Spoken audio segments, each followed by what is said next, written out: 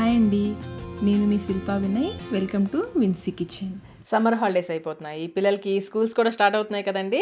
అందుకనే ఈరోజు అయితే మనం 3 రకాల హెల్తీ లంచ్ బాక్స్ రెసిపీస్ని చూద్దాము. మార్నింగ్ హడావిడి లేకుండా చాలా అంటే చాలా ఈజీగా ఈ రెసిపీస్ని అయితే చేసుకోవచ్చు. టేస్ట్ కూడా చాలా చాలా బాగుంటాయి.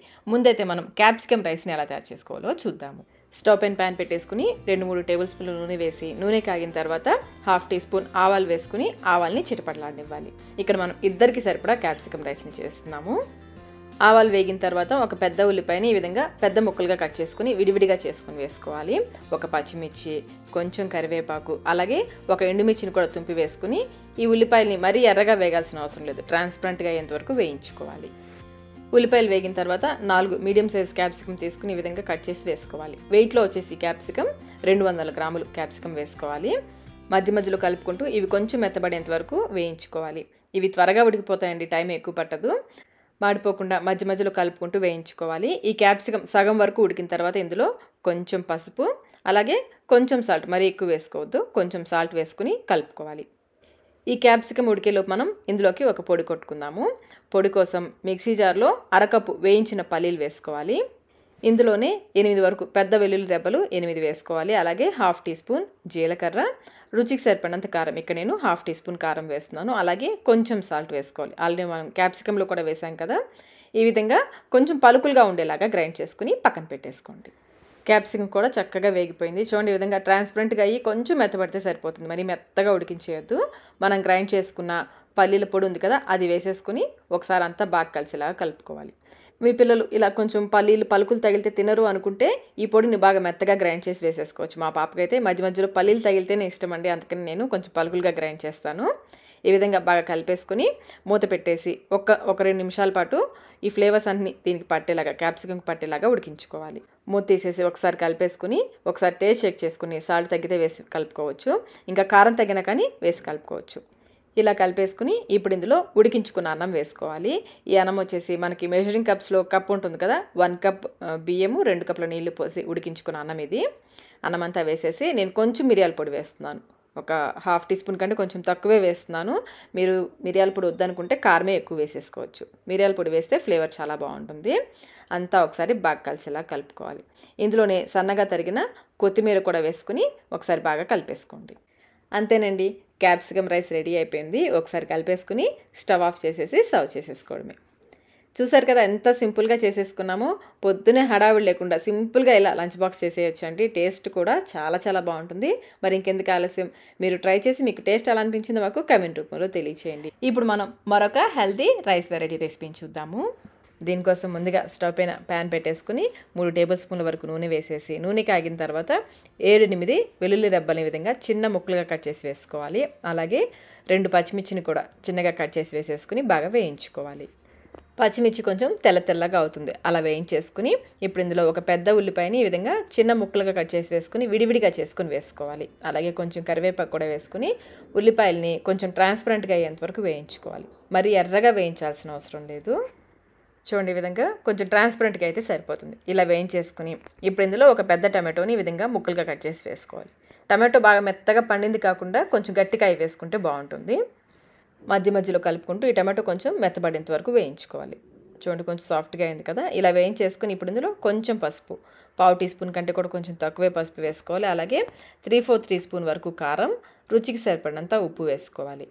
నేనైతే 3/4 టీ స్పూన్ సాల్ట్ వేసాను. సాల్ట్ తక్కువైతే చివరిలో చూసుకొని కూడా కలుపుకోవచ్చు. ఒకసారి ఇదంతా కూడా బాగా కలిసేలా కలిపేసుకుని ఇప్పుడు ఇందులో 200 గ్రాముల పన్నీర్ని ఈ విధంగా కొంచెం పొడిగా చేసుకొని వేసుకోవాలి. ఈ పన్నీర్ బయట కొనదైనా పర్లేదు, ఇంట్లో తయారు చేసిన పన్నీర్ అయినా వేసుకోవచ్చు. పన్నీర్ని ఇంట్లో ఎలా తయారు చేయాలో ఆల్రెడీ మన ఛానల్లో వీడియో ఉందండి, లింక్ నేను డిస్క్రిప్షన్ బాక్స్లో ఉంచుతాను, కావాలంటే ఒకసారి చూడండి.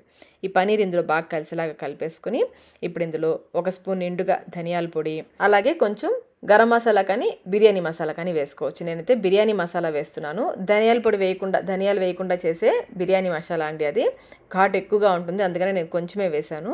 అంతా ఒకసారి బాగా కలిసేలా కలిపేసుకుని ఈ పన్నీర్కి ఫ్లేవర్స్ అన్నీ పట్టేలాగా మూత పెట్టేసి 2 నిమిషాల పాటు లో ఫ్లేమ్లో ఉడికించుకోవాలి.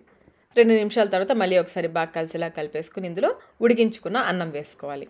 నేనైతే 1 కప్ రైస్ అంటే సుమారుగా ఒక 200 గ్రామ్స్ వరకు రైస్తో వండిన అన్నాన్ని వేస్తున్నాను. ఇంకా సన్నగా తరిగిన కొత్తిమీర కూడా వేసేసుకుని అంతా ఒకసారి బాగా కలిసేలా కలుపుకోవాలి. ఈ పన్నీర్ కర్రీలో మనం రైస్ వేసేసి కలిపేసుకుని పన్నీర్ రైస్లా తినొచ్చు, లేదా చక్కగా మనం చపాతీలో కూడా తినేయచ్చు. ఒకసారి టేస్ట్ చెక్ చేసుకుని సాల్ట్ కానీ కారం కానీ ఏది తగ్గినా వేసి కలుపుకోవచ్చు. నేనైతే కొంచెం సాల్ట్ వేస్తున్నాను. సాల్ట్ వేసాక మళ్ళీ ఒకసారి అంతా బాగా కలిసేలా కలిపేసుకోవాలి. అంతేనండి, ఎంతో tasty healthy paneer rice ready అయిపోయింది. పన్నీర్లో ప్రోటీన్ చాలా ఎక్కువగా ఉంటుంది, చాలా చాలా హెల్దీ. మరి ఈ పన్నీర్ రైస్ని మీరు కూడా ఒకసారి తప్పకుండా ట్రై చేయండి. ట్రై చేసి మీకు టేస్ట్ ఎలా అనిపించిందో మాకు కమెంట్ రూపంలో తెలియచేయండి. చివరిగా మరొక హెల్దీ రైస్ రెసిపీని చూద్దాము. దీనికోసం ముందుగా మనం బియ్యాన్ని నానబెట్టుకుందాము. 1 కప్పు బియ్యం తీసుకున్నాను. 1కి 2 సార్లు శుభ్రంగా కడిగేసి 1 కప్పు బియ్యానికి 2 కప్పుల నీళ్లు పోసి 1 గంట పాటు నానపెట్టుకోవాలి. నేను సింగిల్ పాలిష్ రైస్ తీసుకున్నాను కాబట్టి ఖచ్చితంగా 1 గంట అయితే నానపెట్టేస్తాను. మనం తీసుకున్న 1 కప్పు బియ్యానికి 1 పెద్ద ఉల్లిపాయ, అలాగే 2 చిన్న పచ్చిమిర్చి, ఇంకా 3 టమాటో, కొంచెం ఈ సైజ్ టమాటోలు 3 తీసుకోవాలి. బియ్యం నానిన తర్వాత వీటిని కట్ చేసి పెట్టేసుకోండి. ఇప్పుడు స్టవ్ పైన కుక్కర్ పెట్టేసుకుని దీంట్లో 1 టేబుల్ స్పూన్ నూనె, అలాగే 1 టేబుల్ స్పూన్ నెయ్యి వేస్తున్నాను. మీరు మొత్తం నెయ్యితో అయినా చేసుకోవచ్చు, మొత్తం నూనెతో అయినా చేసుకోవచ్చు. ఈ నూనె కాగిన తర్వాత స్టార్ యాన్స్ ఉంటుంది కదా, సగం వేస్తున్నాను. అలాగే చూడండి, ఇంత చిన్న ముక్కలు 2 దాల్చిన చెక్క చిన్న చిన్న ముక్కలు 2 వేస్తున్నాను. అలాగే 3 లవంగాలు, 1/2 టీ స్పూన్ షాజీరా కూడా వేసుకొని వేయించుకోవాలి. ఇంకా మీరు కావాలంటే 1 బిర్యానీ ఆకు వేసుకోవచ్చు, ఇంకా యాలక్కాయ వేసుకోవచ్చు. నేనైతే ఇవి వేస్తున్నాను. ఇవి వేగిన తర్వాత పచ్చిమిర్చి చీలికలు, అలాగే ఉల్లిపాయలు చూడే విధంగా పొడవుగా కట్ చేసుకుని విడివిడిగా చేసి వేసుకోండి. ఇంకా 1 లేదా 2 రెమ్మల కరివేపాకు కూడా వేసేసుకుని ఈ ఉల్లిపాయలు కొంచెం లైట్గా కలర్ చేంజ్ అయ్యేంత వరకు వేయించుకోవాలి. మరి ఎర్రగా అవసరం లేదు, ఈ మాత్రం వేగితే సరిపోతుంది. ఈ విధంగా వేయించేసుకుని ఇప్పుడు ఇందులో 1 స్పూన్ అల్లం వెల్లుల్లి పేస్ట్ వేసుకుని ఈ అల్లం వెల్లుల్లి పేస్ట్ పచ్చివాసన పోయేంత వరకు వేయించుకోవాలి. మార్నింగ్ టైంలో హడావిడి లేకుండా ఈజీగా లంచ్ బాక్స్ చేసుకోవాలనుకుంటే ఈ రెసిపీని అయితే తప్పకుండా ట్రై చేయండి. చాలా హెల్దీ కూడా. పేస్ట్ వేగిపోయింది కదా, ఇప్పుడు ఇందులో కొంచెం పుదీనా కూడా వేస్తున్నాను. పుదీనా వేస్తే రైస్ టేస్ట్ చాలా బాగుంటుంది. కొంచెం పుదీనా కూడా వేసి వేయించేసుకోవాలి. ఈ పుదీనా కూడా వేగిన తర్వాత టమాటోలని కట్ చేసేసుకొని చూడండి, ఈ సైజ్ ముక్కలుగా కట్ చేసి వేసేసుకోండి. టమాటాలను ఒకసారి కలిపేసి మూత పెట్టేసి ఈ టమాటా బాగా మెత్తబడేంత వరకు ఉడికించుకోవాలి. మనం తీసుకున్న 1 కప్పు రైస్కి 1/2 కప్పు అలసందలు తీసుకోవాలి. నేనైతే చిన్న అలసందలు తీసుకున్నాను, బొబ్బర్లు అంటారు కదా, 1/2 కప్పు, 1/2 కప్ తీసుకోవాలి. వీటిని కనీసం ఒక 4 గంటల పాటు 1-2 సార్లు శుభ్రంగా కడిగేసి 4 గంటల పాటు నానపెట్టుకోవాలి. మీరు మార్నింగ్ చేసుకోవాలనుకుంటే నైట్ అయినా నానపెట్టుకోవచ్చు. చూడండి, నేను నైట్ నానపెట్టేశాను, చక్కగా నానిపోయాయి కదా. ఈ అలసందలు మనం టమాటో ఉడికాక వేసుకుంటాము. టమాటో చూడండి ఈ విధంగా బాగా ఉడకాలి, ఆయిల్ సపరేట్ అయ్యేంత వరకు మధ్య మధ్యలో కలుపుకుంటూ ఉడికించుకోవాలి. టమాటా ఉడికిన తర్వాత ఇందులో 1/2 టీ స్పూన్ ధనియాల పొడి, 5-6 మిరియాలని కచ్చపచ్చగా దంచుకొని వేసుకోవాలి. ఇంకా రుచికి సరిపడినంత కారం, ఇక్కడ నేను 1/2 టీ స్పూన్ కారం వేస్తున్నాను. అలాగే కొంచెం పసుపు, మరీ ఎక్కువ అవసరం లేదు, కొంచెం పసుపు కూడా వేసేసుకోండి. ఇంకా రుచికి సరిపడినంత సాల్ట్, ఇక్కడ నేను 3/4 టీ స్పూన్ సాల్ట్ వేస్తున్నాను. ముందైతే కొంచెం వేసుకోండి, కావాలంటే తర్వాత చెక్ చేసుకొని కూడా వేసుకోవచ్చు. ఇలా బాగా కలిపేసుకుని ఇప్పుడు ఇందులో నానబెట్టుకున్న అలసందన్ని నీళ్ళన్నీ వంపేసి వేసుకోవాలి. నీళ్ళు అస్సలు ఉండొద్దు, నీళ్ళన్నీ వంపేసి వేసుకోండి. కావాలంటే మీరు జాలిగిన్నెలో వేసి వడకట్టేసుకుని అప్పుడు వేసుకోండి.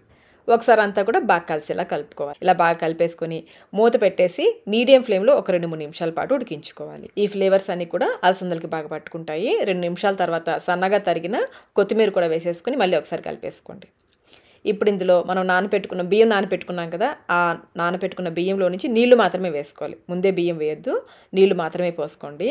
మీరు ఏ బియ్యం తీసుకున్నా కానీ బియ్యాన్ని 1 గంట పాటు నానపెట్టుకుని అన్నం వండుకుంటే మంచిది. మామూలు అన్నమైనా కానీ 1 గంట పాటు నానపెట్టుకుని అన్నం వండుకుంటే మంచిది. నీళ్లు పోసేసి ఒకసారి కలుపుకొని టేస్ట్ చెక్ చేసుకోండి. మీకు ఉప్పు కానీ కారం కానీ ఏం తగ్గినా ఇప్పుడు వేసుకోవచ్చు. కొంచెం నీళ్ళు లైట్గా ఉప్పుగా ఉంటే సరిపోతుంది. నాకైతే అన్నీ కరెక్ట్గా సరిపోయాయి. మూత పెట్టేసి ఈ నీళ్ళని మరిగించుకోవాలి. నీళ్ళు మరిగిన తర్వాత బియ్యం కూడా వేసేసుకోండి. ఒకసారి కలిపేసుకొని మూత పెట్టేసి మీడియం ఫ్లేమ్లో 3 విజిల్స్ వచ్చేంత వరకు, మీరు రెగ్యులర్గా అన్నం ఎలా వండుకుంటారో అలా అన్నానికి ఎన్ని విజిల్స్ వేయించుకుంటారో అన్ని విజిల్స్ వేయించుకుంటే సరిపోతుంది. నేను సింగిల్ పాలిష్ రైస్ తీసుకున్నాను కదా, నాకైతే 3 విజిల్స్ మీడియం ఫ్లేమ్లో, 1 విజిల్ లో ఫ్లేమ్లో వేయిస్తాను. కుక్కర్లో పూర్తిగా ప్రెషర్ అంతా పోయాక మూత తీసుకోవాలి. అంతేనండి, పోషకాలతో నిండిన టమాటా అలసందల రైస్ అయితే రెడీ అయిపోయింది. టేస్ట్ అయితే చాలా చాలా బాగుంటుంది. వేడిగా తిన్నా బాగుంటుంది, చల్లగా అయ్యాక తిన్నా కానీ బాగుంటుంది. నేనైతే దీనికి కాంబినేషన్గా ఆనియన్ రైతా చేసేస్తాను. మరి మీరు కూడా ఈ హెల్తీ లంచ్ రెసిపీస్ని ఒకసారి తప్పకుండా ట్రై చేయండి. ఏ రెసిపీ బాగా నచ్చిందో కమెంట్ రూపంలో తెలియచేయండి. ఈ వీడియో మీకు నచ్చినట్లయితే లైక్ చేయండి, మీ ఫ్రెండ్స్కి ఫ్యామిలీ మెంబర్స్కి షేర్ చేయండి. ఇలాంటి మరిన్ని రెసిపీస్ కోసం మన విన్సీ కిచెన్ యూట్యూబ్ ఛానల్ని సబ్స్క్రైబ్ కూడా చేసుకోండి. Thank you.